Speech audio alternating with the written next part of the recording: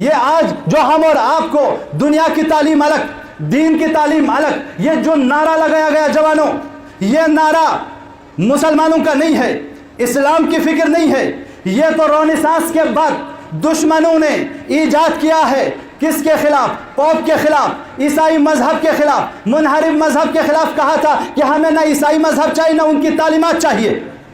وہاں سے دینی تعلیم اور دنیاوی تعلیم کی بحث شروع ہوئی ہے. تو ہمارے یہاں ایک اگر کہیں کسی علاقے میں ڈاکٹر نہیں, پوری قوم پر واجب ہے کہ ایک ڈاکٹر بنے. یہ اسلامی تعلیم ہے. اگر ہماری پوری قوم میں کوئی انجینئر نہیں, پوری قوم پر فرض ہے کہ انجینئر بنے. پوری قوم میں اگر ایک عالم دین نہیں, پوری قوم کے اوپر فرض ہے کہ سب لوگ عالم دین. یہ واجب کفائی ہے. لیکن اگر ایک نے انجام دے دیا سب سے ساقط. جس طرح جنازے کو ہم دفناتے ہیں, جنازے کو دفنانا سب پر واجب ہے. یہ واجب کفائی ہے.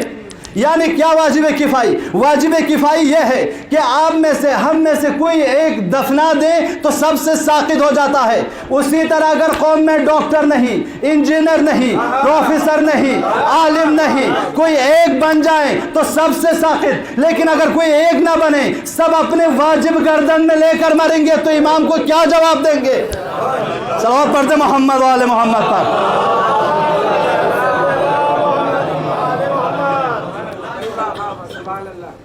عزیزان گرامی, آپ سکول میں جاتے ہیں, جوان بچوں سکول میں جاتے ہیں.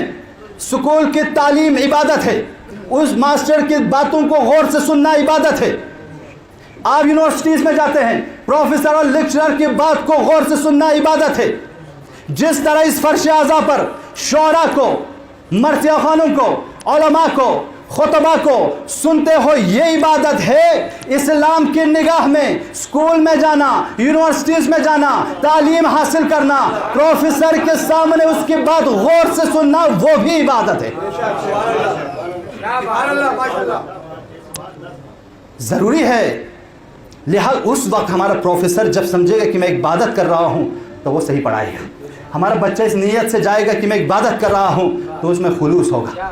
لیکن اگر ہم اور آپ آج کے اس مادی فکر اور دنیاوی تعلیم الگ, دینی تعلیم الگ, اس سوچ کے ساتھ پڑھیں گے تو بیوکریسی سسٹم میں آپ کو اخلاق نہیں سکھایا جائے گا, ماں باپ کا احترام نہیں سکھایا جائے گا, بھائی بہنوں کے احترام نہیں سکھایا جائے گا, معنویات کو نہیں سکھایا جائے گا, مورل ویلیوز پہ توجہ نہیں دی جائے گی. آپ سے کہا جائے گا جتنا ہو سکے رشوت دے لو, کماؤ. آپ سے کہا جائے گا شراب خور بناؤ, آپ سے کہا جائے گا ربا خور بناؤ. لہٰذا اگر اس سسٹم کے تحت چل گئے, ہمارے جوان, ہمارے دوست شاید کروڑوں لاکھوں پراپرٹی کے مالک بن جائیں گے. یہودیوں عیسائیوں کی طرح سود کھا کھا کر شاید ہم اور آپ بینک بیلنس تو بڑھا دیں گے, لیکن ہمارے گھر میں, ہمارے خاندان میں, ہمارے محلوں میں نہ کوئی امن ہوگا, نہ کوئی آسائش ہوگا, نہ کوئی ایثار کی بات کرے گا, نہ کوئی قربانی کی بات کرے گا. صلوات پڑھتے محمد والے محمد.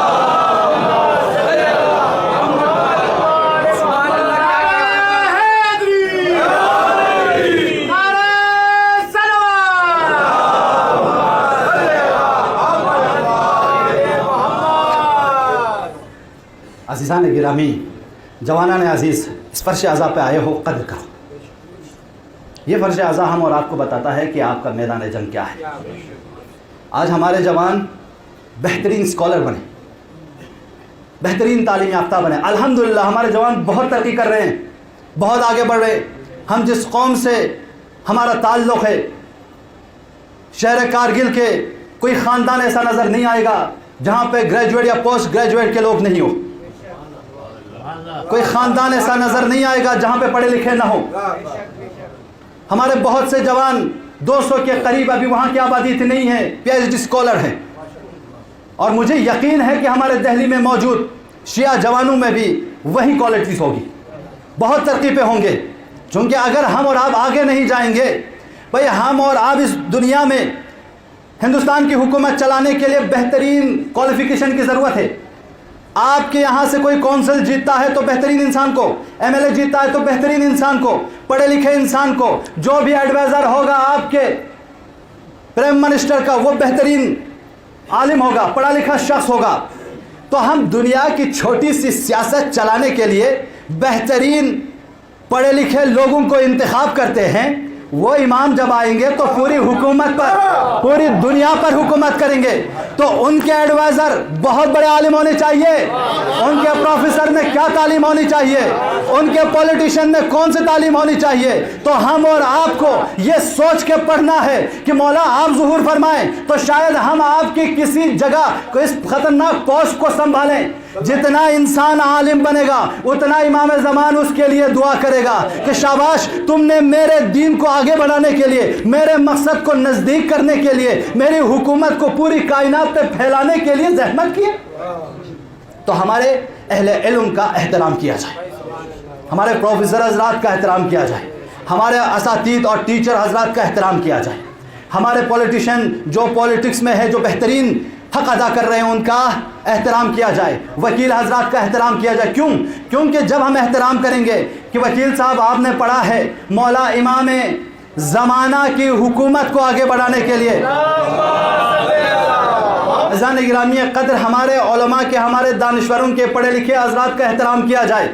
वो एहतराम इस नीयत से किया जाए कि आप टीचर हैं, हमारे बच्चों की सही तरबियत करेंगे, आप प्रोफेसर हैं, हमारे स्टूडेंट्स की सही तरबियत करेंगे, आप सियासत में हैं, हमारे जामे की सही हक और हुकूक को, राइट्स को लेकर आएंगे। एक वकील हो तो आप उनका एहतराम करेंगे, उनसे कहेंगे कि आप इमाम ज़माना की हुकूमत के लिए तैयारी कर रहे हैं, तो वो वकील न रश्वत लेगा, वो टीचर न ज़ाया करेगा, वो प्रोफेसर बच्चों को गलत तरबियत नहीं करेगा। उसकी नीयत में हमेशा है कि मेरी कौम मेरी एहतराम इस बात पर करते हैं कि मैं वक्त के इमाम के लिए सहारा बन रहा हूँ।